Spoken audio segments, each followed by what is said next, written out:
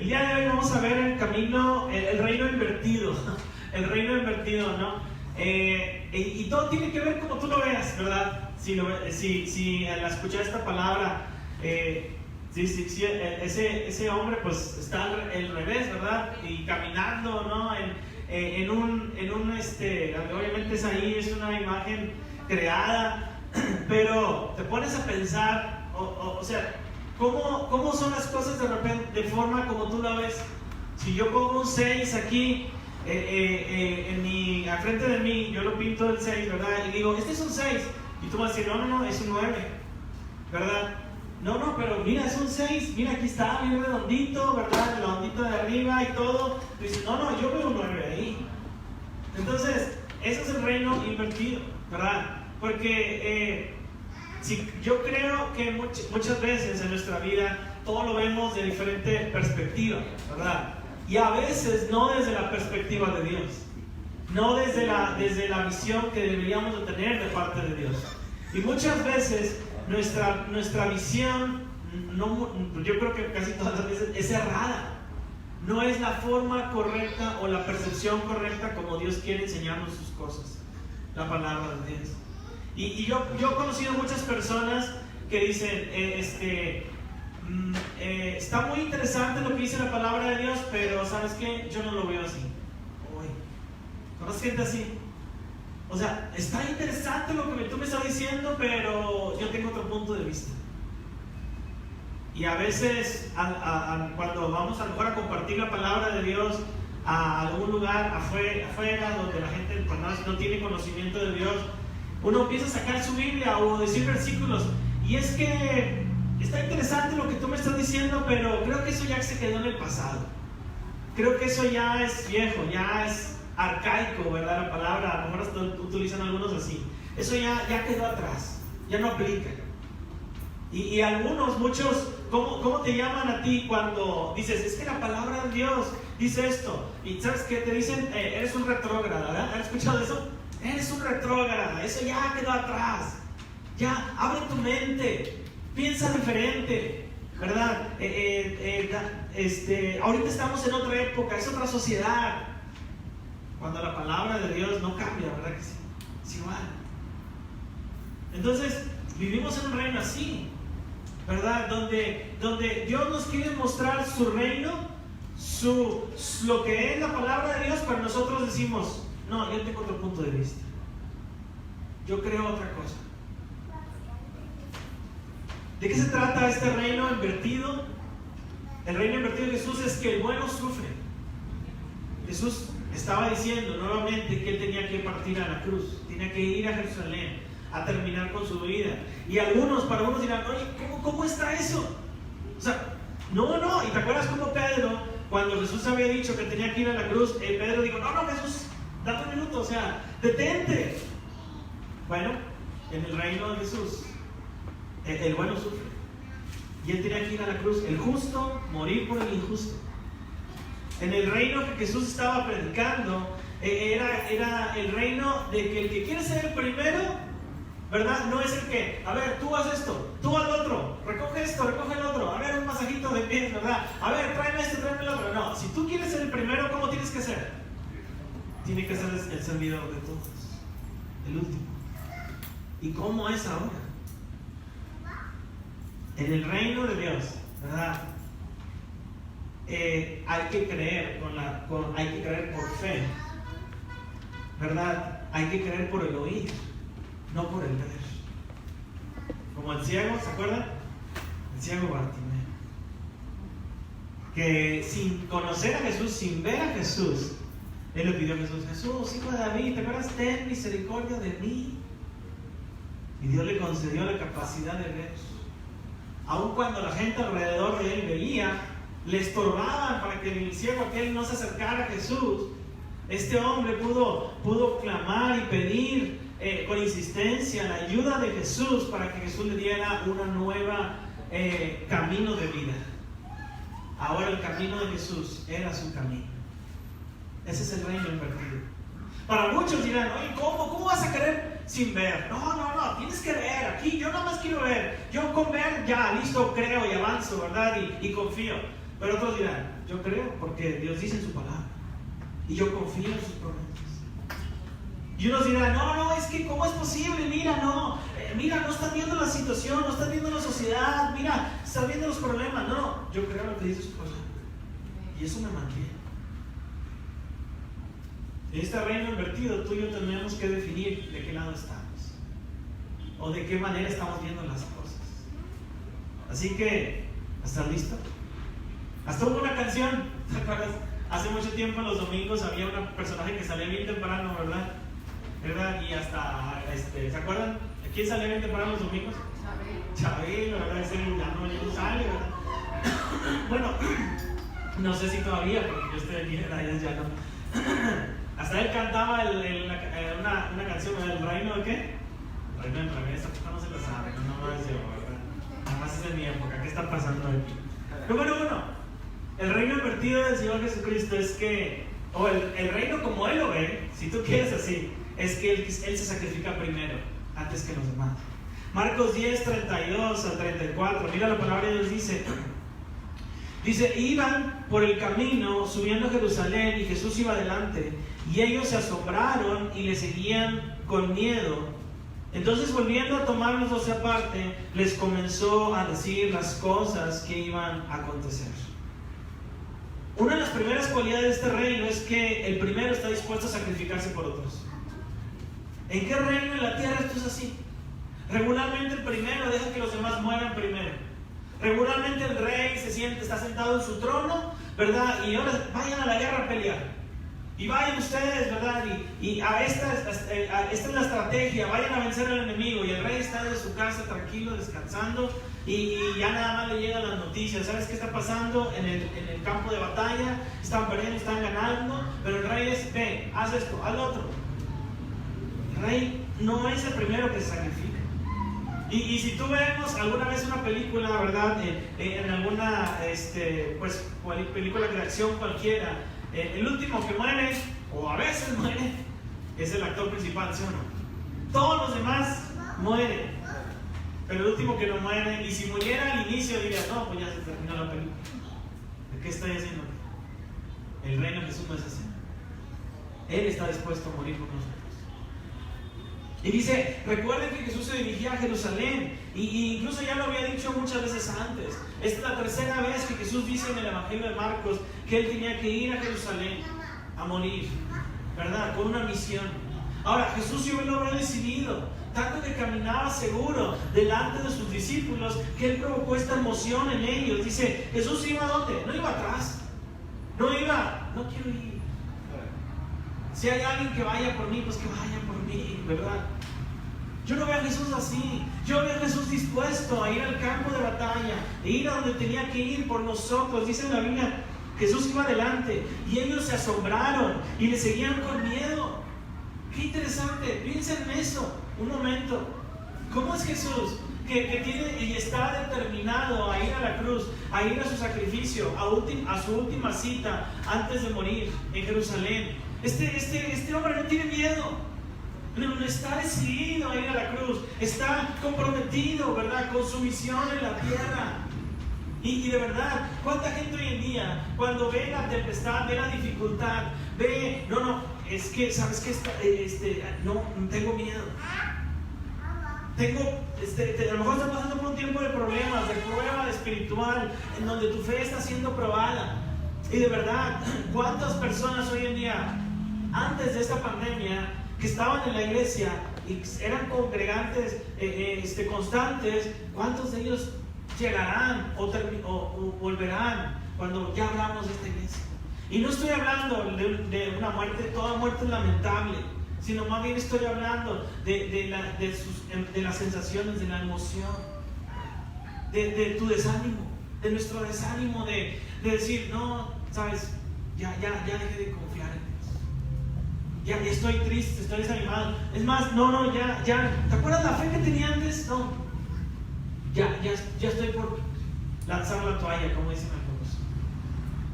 A Jesús yo no lo veo así. Y ¿sabes qué? Cuando vemos una persona resuelta para servir a Dios, para otros les provoca o temor o asombro. ¿Qué sensación provocamos al enemigo, tú y yo? Oh, aquí vemos un cristiano que está bien firme en la fe. O al enemigo le decimos, no, se me va a desanimar. No, ahorita está bien animado, pero mañana lo vas a volver a ver en su casa el lunes, después del domingo. No, mira, ya ni va a querer nada.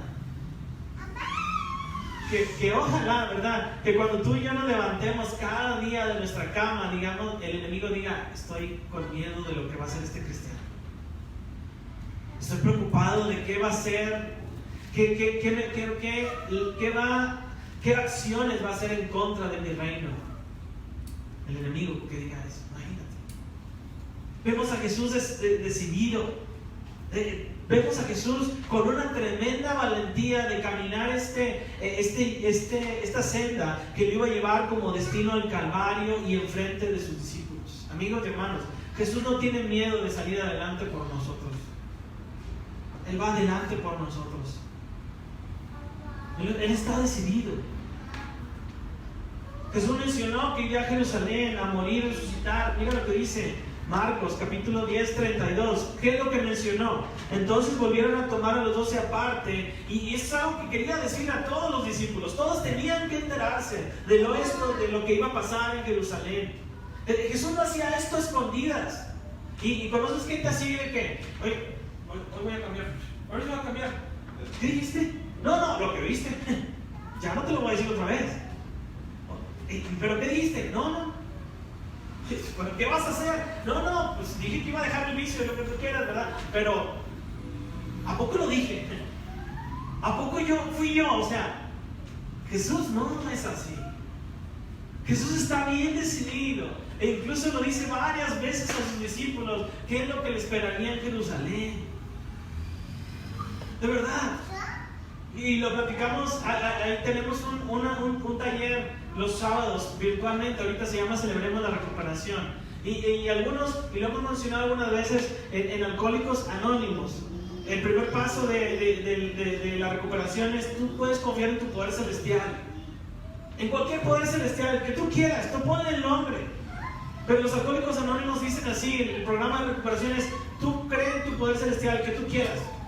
Pero amigo y hermano, nosotros no tenemos ninguna vergüenza de decir que nuestro poder celestial es el Señor Jesucristo. Pero realmente lo es.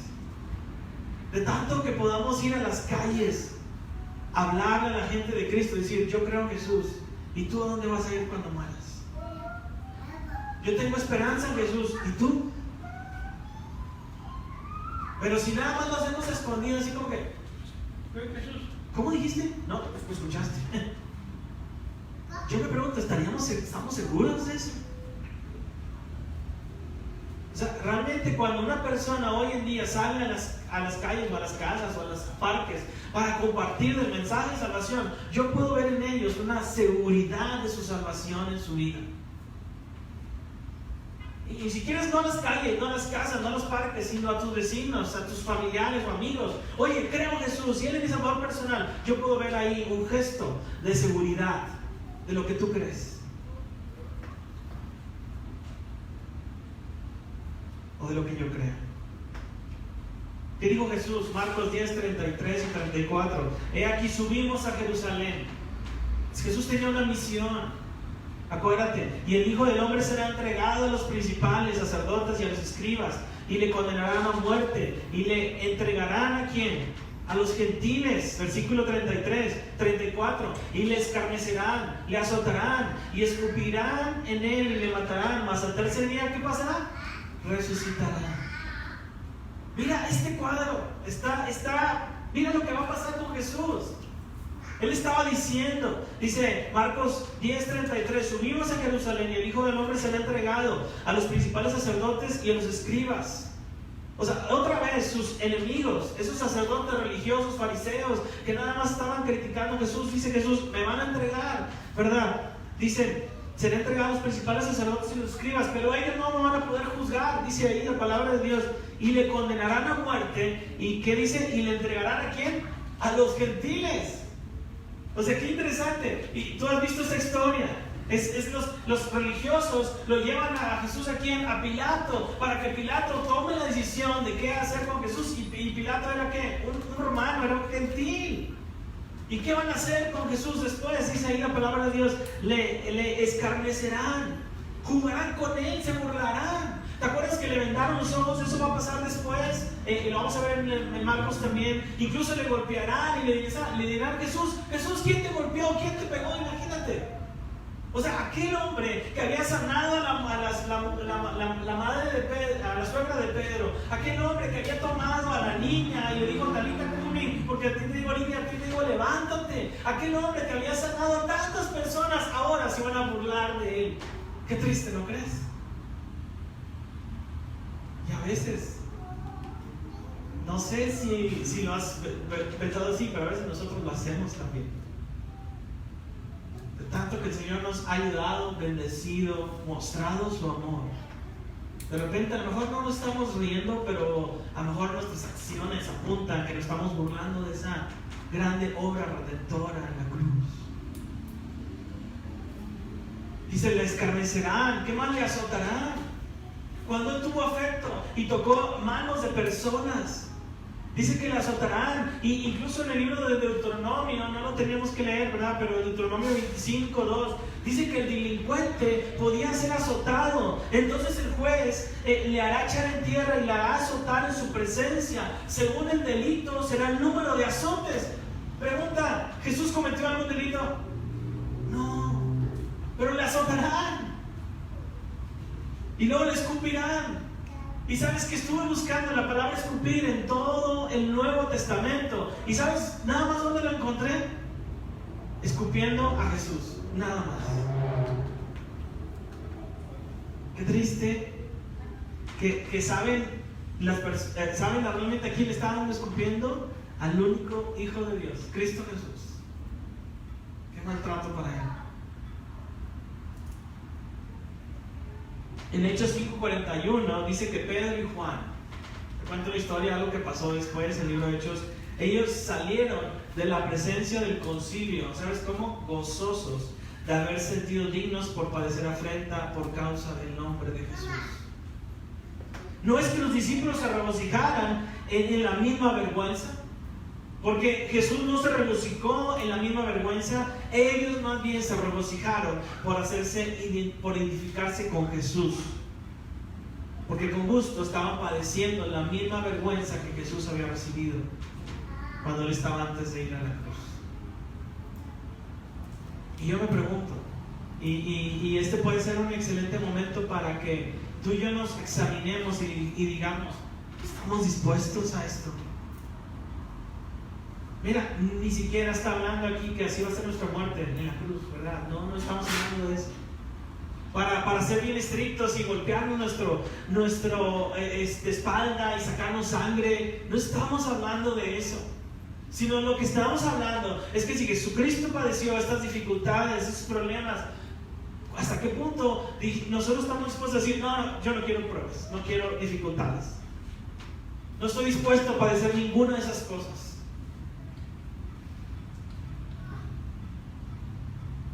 Algunos no se acuerdan que la película de la Pasión de Cristo hace algún tiempo atrás, y quizá algunos se acuerdan cuando salió esa película, la de Mel Gibson, ¿se acuerdan? Mucha gente, yo escuchaba que es como testimonio que se salían cuando veían a Jesús sufriendo, que había sido golpeado, maltratado, y ¿se acuerdan cuando fue latigada por los romanos en ese lugar, y luego usaron los escorpiones y tomaron un pedazo de su cuerpo? Muchas personas se salían del cine, ¿verdad? ¿Han escuchado eso? Y era demasiado que la gente podía ver y decir: esto me está causando un malestar. Pero si la gente hace eso, ¿por qué no hacemos eso delante del pecado? Diciéndolo: Señor, cuando yo estoy enfrentándome al pecado y estoy cediendo ante la tentación del pecado, no debería causar ese mismo malestar en nosotros, diciendo: esto no va conmigo, esto no es de Dios. Porque cuando tú y yo cometemos pecado, es como si dijéramos delante del Señor: Señor, me da igual tu salvación, disfruto tanto mi pecado que no me doy cuenta de tan gran sacrificio que tú pagaste por nosotros en la cruz. Me gusta tanto este pecado que cuando volteo a la cruz no me provoca ninguna reacción. Hermanos, ojalá no sea así. Porque cuando recordemos el sacrificio de Jesús, Él lo está diciendo, que provoque en nosotros una sensación de decir, ¿verdad? Gracias, Señor. Porque tu reino es un reino diferente. El justo muere por el injusto. Mas al tercer día, dice la palabra de Dios, resucitará. Y amigos, esto nos da esperanza. Esto nos da una nueva ánimo de seguir, Señor. Después de la prueba, habrá una oportunidad. Porque si Jesús resucitó, y Él nos está recordando que si Él lo va a hacer primero, nosotros también lo haremos. Primera Tesalonicenses, alguna vez lo vimos en la iglesia, 4:16, porque el Señor mismo, ¿se acuerdan? Un versículo quizá muy conocido, se dice muchas veces en funerales. Dice, porque el Señor mismo, con voz de mando, con voz de arcángel y con trompeta de Dios, ¿qué va a pasar? Descenderá del cielo. Y los muertos en Cristo, ¿qué va a pasar con ellos? Resucitarán primero. Amigos, esto es esperanza. Porque si Jesús resucitó, también nosotros resucitaremos con Él. En el reino invertido para algunos, el Hijo de Dios, para algunos, de manera como lo vean, el Hijo de Dios muere, pero no muere. No muere y termina con su vida, sino para dar su vida en rescate para muchos. El que debía recibir fama, recibió dolor y sufrimiento para después llevarnos a lugares celestiales y poder sentarnos juntamente con Él, como está sentado a la diestra del Padre. Para algunos lo ven, ¿cómo? Porque el justo tiene que morir por el injusto, pero para Dios es un gran cuadro de redención por el ser humano. Que tú y yo hemos decidido tomar ese camino. Cuento una historia. Dos creyentes muy ricos, dice aquí, un abogado, uno y un hombre de negocios, hicieron un viaje alrededor del mundo, a Corea. En Corea visitaron un templo donde estaba un pastor y cuando ellos estaban compartiendo, alguien les servía de intérprete y guía. Pasaron por un campo y vieron a un padre y a un hijo arando. Un hijo joven fue fuerte, tiraba del arado y el padre lo guiaba. Los visitantes se quedaron sorprendidos. ¿Cómo? No tienen a alguien que pueda cargar ese arado, no tienen un animal. Y preguntaron al guía, oye, ¿esas personas son muy pobres o por qué hacen eso? Dice, sí lo son, fue la respuesta. Son miembros de la iglesia. Quisieron participar con su ofrenda en la construcción del templo. Vendieron su único buey y entregaron el dinero como ofrenda. Esta primavera tienen que tirar ellos del arado. Los visitantes impresionados respondieron, esto sí es un verdadero sacrificio. El pastor dijo, es que ellos no lo llaman así. Ellos se sintieron privilegiados por tener un buey que vender al Señor y ofrendarlo al Señor. Los dos viajaron nuevamente a su ciudad y al volver a su ciudad contaron la experiencia a su iglesia donde ellos estaban. Y uno de ellos confesó, nunca hice nada, ni di nada que realmente me costara. Siempre ofrendé de lo que me sobraba. Tuve que ir a Corea para aprender lo que el rey David alguna vez quiso. Nunca ofreceré a Dios algo que no me cueste. En el reino de Dios hay que sacrificar primero, antes de ver las bendiciones de nuestro sacrificio. En el reino de Dios no es compra ahora y paga después. Y saca todo de Coppel, ¿verdad? De Electra, ¿verdad? Y hazte de Ceres, ¿verdad? Y ay, ¿cuánto debo? Ya quién sabe cuánto debo. No. En el reino de Dios es sacrifica ahora. Busca a Dios ahora. Y obtendrás después la bendición. A lo mejor algunos lo entienden así. Pero a lo mejor otros lo dirán, no, yo quiero ahorita disfrutar mi vida. Ahorita la vida es para relajarse, para el máximo, para no negarme ninguna de las tentaciones. Y otros dirán, no, ahora es el tiempo de buscar a Dios. Mañana de cosechar la bendición de haberle buscado en vida. Amén. ¿Es un reino invertido para mí? Esa forma de ver las cosas. Número 2. En el reino de Jesús, el que quiere servir a otros no espera que le sirvan. El que quiere ser el primero debe servir a los demás. Y mira lo que dice en Marcos 10, 35 al 45. Dice, entonces Jacobo y Juan, hijos de Zebedeo, se le acercaron diciendo, Maestro, querríamos que nos hagas lo que pidiéramos. Él le dijo, versículo 36, ¿qué quieres que os haga? Y aquí está Juan y Zebedeo, Juan y Jacobo y Juan, hijos de Zebedeo. Están pensando, ¿verdad? Maquinando, ¿verdad? Teniendo un pensamiento. De hecho, en otro evangelio dice, la mamá de Juan y Jacobo van con Jesús diciéndole, oye Jesús, ocupo que le hagas esto a mis hijos. Amigos, ¿conocen mamás así? ¿O papás así? ¿Conocen papás o mamás así? Que están así, oye maestra, mi hija se merece un 100. Pónganle un 100 ahí, por favor. ¿Conocen papás a mamás así? Gracias. Que están así constantemente con los hijos, a ver, y intercediendo y hablando con los maestros, ¿verdad? A las autoridades, diciéndoles, oye, tú te equivocaste, mi hijo es el mejor del mundo mundial. Ya está el hijo peleándose con todos, ¿verdad? Toda la escuela, ¿verdad? No, mi hijo no es así. Si tú lo conocieras en la casa, ¿verdad? ¿Conocen gente así? No, yo no digo que aquí, ¿verdad? Yo creo que hay gente así afuera, ¿verdad? Del otro lado del lugar, ¿no? Entonces, estos hombres le estaban diciendo a Jesús, oye, queremos que nos concedas algo. Y me encanta ver la palabra Jesús, dice ahí, Él le dijo, ¿qué quieres que os haga? O sea, Jesús conocía los pensamientos de todos. ¿Tú qué crees? Jesús conoce todo. Pero en su infinita misericordia, a ver, ¿qué quieres que te haga? O sea, yo veo aquí con un cuadro, por ejemplo, el gerente general si quieres, de Telmex, ¿verdad? El gerente general de Telmex, ¿quién es? Carlos Slim, el amigo de Chuya que dice Charlie, ¿verdad? Carlos Slim.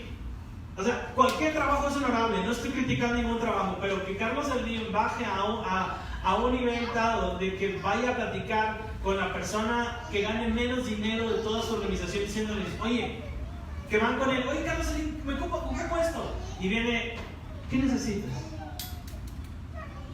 En el reino de Jesús así es. Pero en el reino de nuestra vida no es así.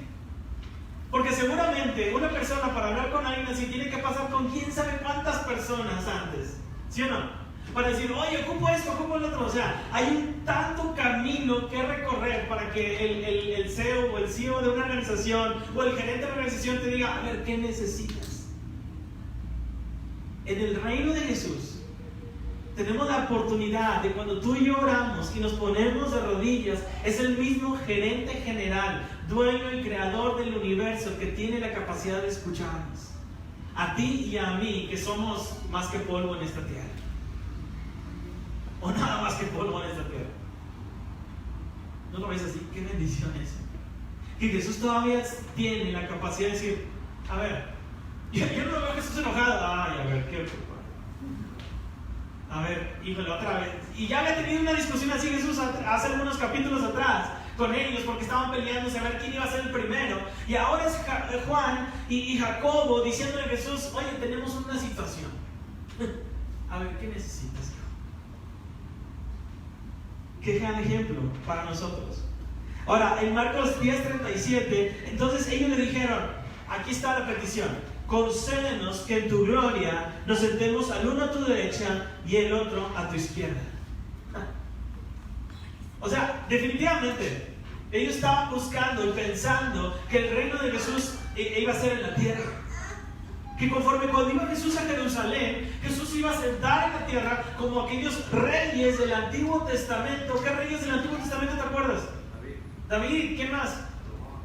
Salomón, que Jesucristo iba a estar sentado físicamente en el trono en ese momento, que iban a llegar a Jerusalén sentados y que iba a decir, a ver, Jacobo, Juan, derecha, izquierda. Ese era su pensamiento. No les había quedado nada claro que el reino de Jesús no iba a ser físico en ese momento, sino espiritual. No les había quedado nada claro, y ojalá me estén escuchando a este punto, que mientras Jesús estaba hablando que él tenía que morir, ser escarnecido, azotado, ellos estaban pensando en lo físico, en para sí. Cuando uno estaba pensando en desprenderse de todo su cuerpo, otros están pensando más es, ¿qué voy a ganar yo? Mientras algunos, como hay cristianos que buscan de Dios, que están dispuestos a sacrificar todo lo necesario para ir a predicar la palabra de Dios a otro continente, hay otros cristianos que dicen, no está cómodo en la iglesia, hace mucho calor.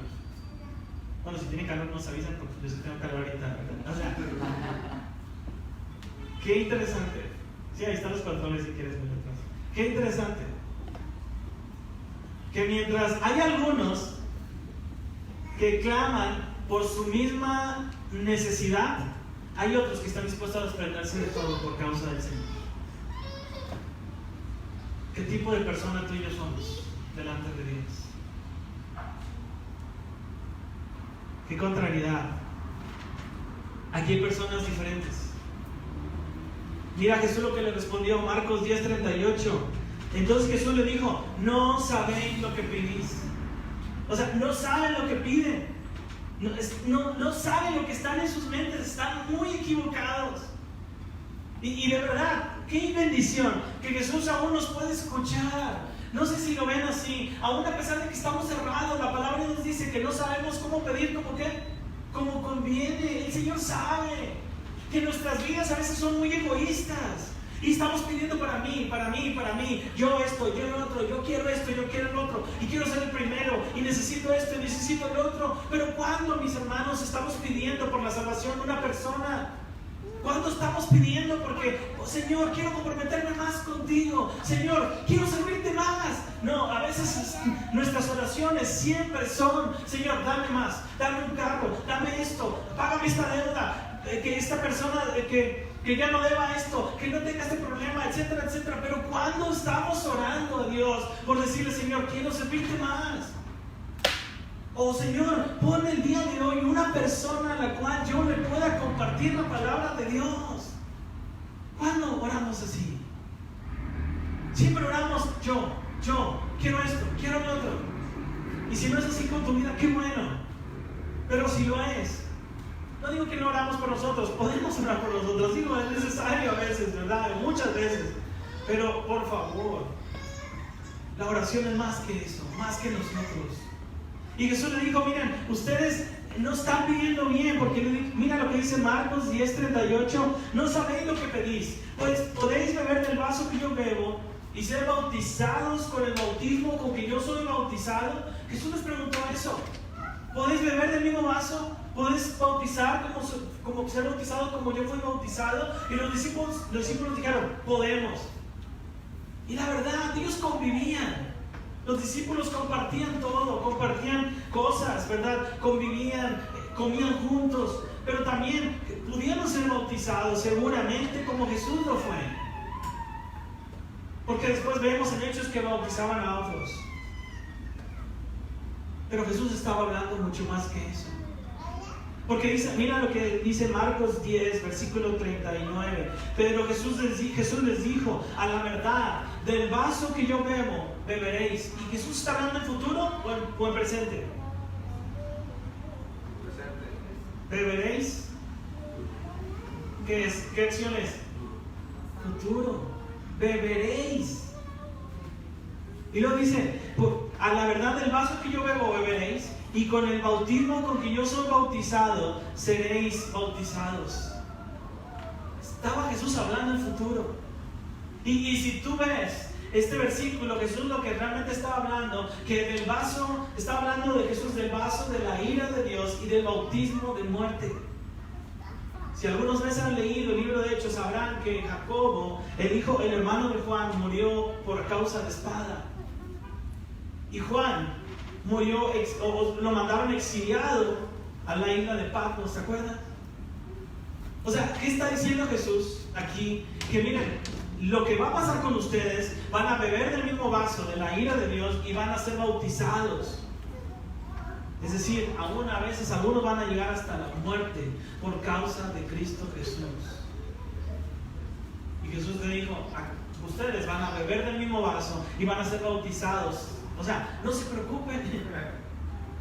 Hay mucho más allá que lo físico, porque el camino que ustedes han decidido emprender conmigo tiene que ver con que Dios van a vivir esa ira, la ira del enemigo, la ira de las personas que no quieren seguirme, pero incluso algunos van a llegar hasta la muerte por causa mía. Y no nos vayamos tan lejos, mis amados hermanos. En Medio Oriente hay gente que muere por causa de Cristo y está dispuesta a hacer eso y más. Bueno, a ir hasta la muerte por causa de Él. Y Jesús le dijo, ¿pueden hacer eso? Lo pueden hacer. Pero ¿saben qué? Les dice a sus discípulos, el sentarse a mi derecha, como dice el versículo 40, y a mi izquierda, ¿sabes qué? No es mío darlos, sino para aquellos para quienes están preparados. Y yo me acuerdo en la escuela, cuando estaba estudiando, ¿a qué tiempo? Yo no sé, digo hace cuánto, pero cuando estaba, yo creo que los maestros ahí, los ingenieros nos decían, a ver, yo no pongo, yo desde ahora pongo un 100 a todos. Eso era el primer día. ¿Alguna vez han escuchado eso? Decía, yo a todos les pongo un 100 hoy, pero el que este 100 lo mantengan, ¿de quién depende? De cada uno de los alumnos. Que si de repente no ibas a clases, de repente faltabas a un examen, de repente no te preparabas, ¿de quién depende ese 100 que se mantenga? Del alumno. ¿Eso qué tiene que ver con nosotros? Muy similar. El sentarnos a la izquierda o a la derecha no es de que, dice Jesús, no depende eso de mí, sino depende del que está preparado para hacerlo. Y la palabra preparado en griego tiene que ver con aquellas personas que antes de que pasara el rey preparaban el camino, la tierra, el trayecto por donde el rey iba a caminar. Y preparaban, quitaban piedras, quitaban ramas, quitaban todo lo necesario para que el rey, la autoridad principal, pasara. El sentarnos a la izquierda, a la derecha, no depende de Jesús, depende de aquel que está preparando el camino, preparando la vida de otras personas para que reciban al Señor. Y no solamente preparando las vidas de otros, sino ayudándolos a que se acerquen al Señor. No depende de Jesús. Y no digamos, no, Dios, ¿por qué me diste esta recompensa? ¿Yo te la di? ¿O fue lo que tú hiciste en la tierra por mí? Qué interesante. Y hay gente que es buenísima para echarle la culpa a los demás, ¿verdad que sí? Es que la esposa que me diste, Señor, si tú supieras cómo era en la tierra, por eso no pude servirte mucho, Señor. O es que el trabajo, Señor, híjole, el trabajo no me daba, Señor, no me daba. No podía, o sea, ¿qué hacía, Señor? Yo quería dar un testimonio en el trabajo, pero quería servirte. Y como, pues Señor, me pagan en el trabajo y yo no veía mucho ahí dinerito del pastor, ¿verdad? Ay, ¿cuántas almas gané el domingo? Pues no me daba nada. Señor, pues no te serví. Hay gente muy buena para decir razones de por qué no servimos a Dios. Y encontrar pretextos. Si queremos encontrarlos, de verdad, hermanos, nos vamos allá. Sino por eso Jesús dijo, el sentarnos a mi izquierda y a mi derecha no corresponde a mí. Incluso en otro evangelio dice, si no se corresponde a Dios, es Dios el quien lo asigna. ¿Por qué? ¿Sabes por qué? Porque Dios conoce nuestras actitudes, lo que hacemos en lo oculto como lo que hacemos en la vista. Y conforme a eso nos va a decir, ok, te voy a dar la recompensa por lo que hiciste por mí en la tierra. Versículo 42. Cuando lo oyeron los 10, 41, cuando los oyeron los 10, comenzaron a enojarse, ¿verdad? En contra de los discípulos de Juan y Jacobo. Y no sé por qué comenzaron a enojarse, si porque ellos fueron los primeros en, oye Jesús, queremos decirte algo. O sea, tenemos la intención de sentarnos a tu izquierda y a tu derecha. No sé si se enojaron por eso. No sé si se enojaron porque, oye, qué ambiciosos. O sea, nosotros nosotros 10 acá y ustedes 2 allá. ¿Cómo se creen ustedes que pueden estar ahí? O no sé si se enojaron porque vieron entre esos 12 discípulos, hubieron 2 que se arrojaron y dijeron con una actitud: Señor, no sé, a lo mejor lo merecíamos. Pero amigos, independientemente de eso, muchas veces pasa a nuestro alrededor que la gente se molesta por causa de que hay otros cristianos que están sirviendo más a Dios que a veces nosotros. A veces viene la envidia santa, ¿no han escuchado? Ay, mira cómo le está yendo a otros, y mira cómo Dios está usando a otros y a mí no me utiliza. Ay, no me caes. Y vas y dices un testimonio: Dios sí hizo esto conmigo, y acaba de llegar a la iglesia y ya está el hermano cristiano ya de buen tiempo atrás en la iglesia. Ay, vas a ver, te voy a ver 5 años más y vas a estar bien desanimado, así como yo estoy bien triste, bien amargado de la vida cristiana. O yo no sé si se enojaron porque Jesús les dijo: pueden beber de la misma copa y del mismo vaso. Pero se enojaron, si tú lo ves así, ¿cómo? Se enojaron porque iban a recibir esa prueba, dificultad. Porque Jesús estaba hablando del vaso de la ira y del bautismo de muerte. Yo no sé, pero el ser humano somos bien emocional, ¿verdad? Pero ahí está Jesús, mostrándonos qué es lo que debemos de hacer con Él. ¿Cómo debe ser el reino verdaderamente? En Marcos 10, 43. Dice 42, mas Jesús llamándoles les dijo: sabéis, los que son tenidos por gobernantes de las naciones se enseñorean de ellos, y sus grandes que ejercen sobre ellos potestad. Pero no será así entre vosotros, sino que el que quiera hacerse grande entre vosotros, ¿será qué? Vuestro servidor. Y sabes que el que quiera de vosotros ser el primero, será siervo de todos. Y sabes que la palabra servidor tiene que ver con la palabra diáconos. ¿Han escuchado la palabra diáconos? Yo creo que sí. Y la palabra diáconos tiene que ver con uno que ejecuta órdenes de otros, de su amo, un sirviente, un asistente. Pero Jesús en Marcos 10, 44 y dijo: y el que de vosotros quiera ser el primero será siervo de todos.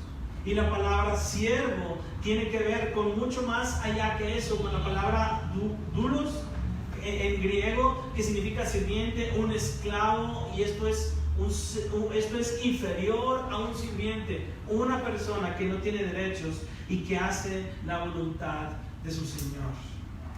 En el reino de Dios, el que sirve, el que pone primero, el que es esclavo a los demás, el que sirve a todos, es primero que todos. No como hoy en día, que el primero es el que ordena, el que dice, y el que está sentado, ¿verdad? Y que, a ver, hagan esto, tráiganme esto, tráiganme lo otro. Porque Jesús en Marcos 10:45 nos deja el ejemplo.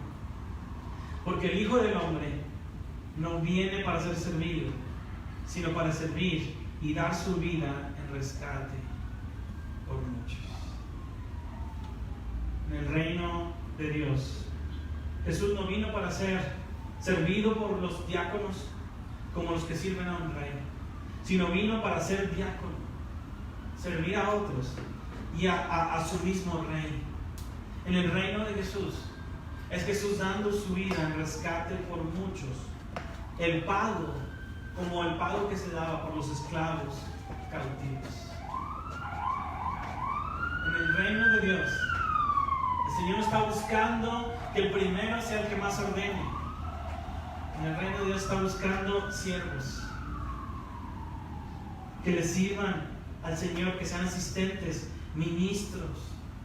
El Señor está buscando esos esclavos, sirvientes, que no tienen derechos y que no están alegando en contra de su Padre, sino que están haciendo la voluntad de su Señor. ¿En qué parte tú y yo nos ubicamos? Y esta parece de verdad que pasamos por una etapa donde queremos que nos sirvan. Ayúdenme en esto, ayúdenme en lo otro. Y pedimos siempre a Dios: es que ayúdame en esto, quiero lo otro. Y al último dejamos todavía decirle: Señor, ¿en qué te puedo servir? ¿Qué puedo hacer por ti? Ojalá que nuestra oración sea esa, mis amados hermanos, es: Señor, ¿Qué puedo servir? ¿Qué puedo hacer en la iglesia? ¿Cómo puedo servir a mis hermanos? En el reino de Dios, el primero es el que sirve. No como hoy en día. El primero es el que ordena, no, el primero es el que sirve.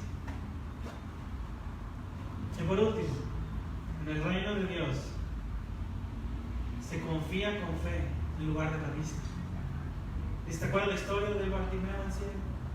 Marcos 10, versículo 46 al 52. Entonces vinieron a Jericó, y al salir de Jericó, él y sus discípulos y una gran multitud, Bartimeo el ciego, hijo de Timeo, estaba sentado junto al camino. ¿Cómo?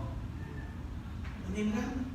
O sea, imagínate, la verdad es que a lo mejor este hombre nadie le hacía caso o sea, la gente no era algo agradable. Si hoy en día has visto a alguien que esté pidiendo dinero y cómo lo trata la gente, o a veces, ojalá y no, pero a veces cómo lo tratamos, hasta le decimos, no, gracias. Pues no, yo no te estoy ofreciendo nada, yo te estoy pidiendo dinero, ayuda, ¿verdad? Y decimos, no, gracias. O sea, no es así. Entonces, o sea, ¿cómo es el trato? De verdad, hay gente que ni siquiera está dispuesto a verle a los ojos a esas personas que pasan por nuestros carros pidiendo dinero. Y está este hombre pidiendo dinero.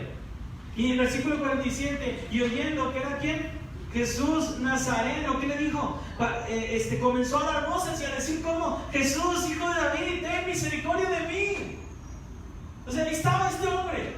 Mucha gente alrededor estaba viendo a Jesús porque tenía la capacidad de ver, pero este hombre que no tenía la capacidad de ver estaba clamando por ayuda de Jesús. Parecía que sus ojos eran diferentes, que aunque no veía, estaba viendo a Jesús, el hijo de David, y estaba pidiéndole a él, el único que podía darle su misericordia. Cuando hubo fariseos, escribas que estaban retando a Jesús, maltratando a Jesús en contra de él, hubo hombres como uno de ellos que no podía ver, pero clamaba a Jesús con un deseo de pedir ayuda de él. Qué bendición y qué ejemplo nos está dando a nosotros, que muchas veces cuando oramos llegamos a punto de clamar, pero después nos cansamos. Porque cuando en el versículo siguiente, en el versículo 48, y muchos que hacían, le reprendían para que callase, pero él clamaba mucho más, hijo de David, que le decían, ten misericordia de mí. Amigos y hermanos, este hombre era persistente, quizá con poco tacto, pero persistente. Amigos, este es un excelente ejemplo de oración para cada uno de nosotros.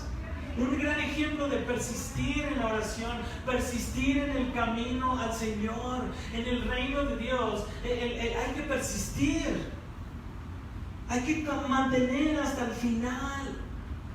Y no dejes que las voces a tu alrededor te callen. No dejes que tu misma mente te desanime. Y el versículo 49 y al 50, entonces Jesús, deteniéndose, qué bendición, Jesús deteniéndose por un hombre que la gente lo reprendía, incluso hasta severamente, y se mandó a llamarle, y llamaron al ciego diciendo, ten confianza. ¿Qué dijeron? Levántate, te llama. Y él entonces, arrojando su capa, se levantó y vino a Jesús. Amigos y hermanos, en el reino invertido de Jesús, o en el reino de Jesús, si tú lo quieres ver así, comparado con el de los hombres, todos tienen oportunidad, aún el ciego que está en el camino pidiendo dinero. Todos tienen oportunidad. No solo Jesús vino a hablar a los religiosos, a los escribas que lo criticaron, al joven rico que venía y que simplemente dejó a Jesús porque Jesús le habló de sus posesiones, sino todos tienen oportunidad. No solamente los más cercanos a la silla, como algún político, ¿verdad?, pudiera hacer, ¿verdad?, que nada más bendices a los más cercanos. En el reino de Jesús todos tienen oportunidad. Solo le dijeron, anímate, levántate, que Él te llama. Y en Marcos 10:50, Él entonces, arrojando su capa, su único sustento, su capa, se levantó y vino a Jesús. Su único abrigo. porque estaba buscando otro abrigo mayor, otro sustento mayor. Amigos, seguro esto nos hace recordar a sus discípulos cuando dejaron todo. Y cuando Jesús pasó por Mateo, le dijo, sígueme. Mateo dejó todo y le siguió. Pedro y su hermano hicieron lo mismo, dejaron todo y le siguieron. Marcos 10:51, respondiendo le dijo, Jesús le dijo, ¿qué quieres que te haga? Y el ciego le dijo, maestro, que recobre la vista. ¿No era otra cosa que había pedido el ciego? ¿Qué fue lo primero que pidió el ciego? ¿Qué fue lo primero que pidió el ciego? Misericordia. O sea, la verdad, lo primero que necesitamos de Jesús es misericordia. Es su misericordia, es su gracia redentora y salvadora. Que aun cuando no la merecemos, Él nos dé misericordia. Pero lo segundo que pedimos es, ¿sabes qué, Señor? Yo necesito un nuevo camino. Yo necesito una nueva visión, necesito una nueva senda. Ya que has volteado para conmigo, ya que has mirado con tus ojos mi vida, que no valgo nada, que no merezco nada, ya que has me dado misericordia, Señor, por favor, que tu camino sea mi camino de ahora en adelante. Porque fíjate, en el último versículo, en Marcos 10:52, y Jesús le dijo, vete, tu fe te ha salvado. Y enseguida, ¿qué hizo el ciego? Recobró la vista y seguía a Jesús en el camino. Qué bendición es esto, porque ahora el camino de Jesús era el camino del ciego. En el camino o en el reino invertido por algunos de Jesús, se cree en Jesús no por la vista, sino por fe. En el reino de Dios se cree por fe, no por vista. Mas en el reino de este tiempo se cree por lo que ves, en lugar que por la fe. Y mucha gente seguramente van a criticar y van a decir, ¿cómo? ¿Por qué estás cambiando de camino? ¿Por qué estás cambiando de forma? ¿Por qué estás cambiando de costumbres? ¿Por qué he creído un Salvador? Sí, pero no lo ves. Mira, yo veo y mira, lo puedo tocar. Y mira, tengo esto y tengo el otro. Amuleto, lo que tú quieras. No, pero yo he creído con fe y por fe.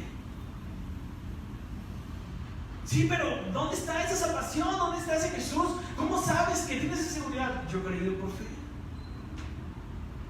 Y ese creo en ese reino que el Señor me está ofreciendo. Que quizá para ti o para otros sea algo de que diga, no, yo no creo y estoy dudando. Pero para mí y para ti, si tú conoces al Señor, tú y yo hemos creído por fe.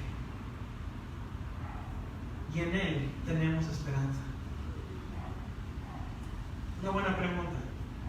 ¿El camino de Jesús ha sido nuestro camino? Ahora que ya puedes ver. Ahora ya tengo visión, ya puedo ver, tengo esa fe. Ahora el camino de Jesús ha sido nuestro camino. ¿O seguimos luchando en contra de Él? ¿Por qué va a ser mi camino? No, yo tengo otra opción. Yo tengo mejor forma de vista, Señor. O sea, tú me dices que eso está bien, pero mi punto de vista es muy diferente al tuyo, Señor. Por eso te decía al inicio que alguna vez nosotros tenemos que tomar una decisión.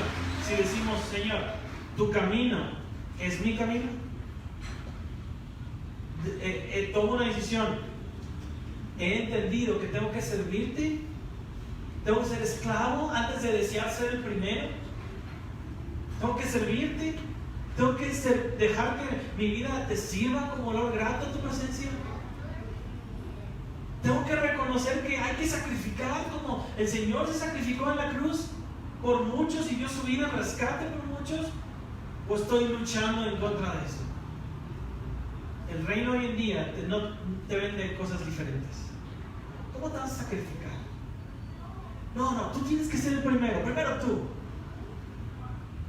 Y el reino de este tiempo te vende que hay que ver. ¿Para qué? Para creer. ¿Qué te parece que si podemos tocar algo? Y te voy a leer 2 Corintios 5, 6 al 8 para que lo recuerdes.